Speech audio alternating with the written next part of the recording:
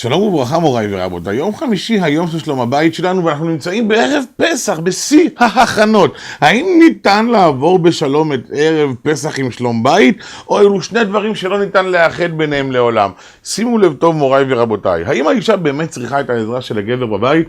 בדרך כלל לא, ואפילו בדרך כלל הוא רק מפריע.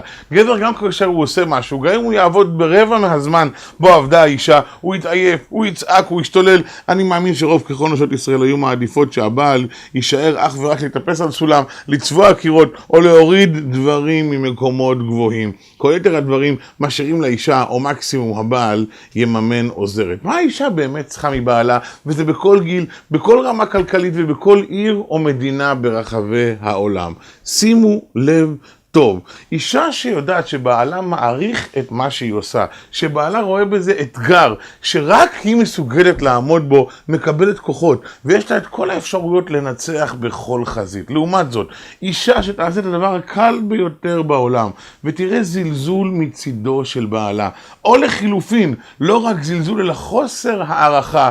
זה נורמלי שאת עופה עוגות נחמדות, זה נורמלי שאת מבשלת אוכל טעים, זה נורמלי שהבית נקי, וזה אפילו נורמלי שהכל מכובס ומגוהץ. אישה כזו נמצאת ללא מצבר, ואישה ללא מצבר זו אישה מרירה, אישה כעוסה, אישה שמוציאה את המיץ לבעלה, ובעלה צועק ושואל למה קיבלתי אישה רעה. תחילתה של האישה הרעה היא ביצירתו של הבעל הרע.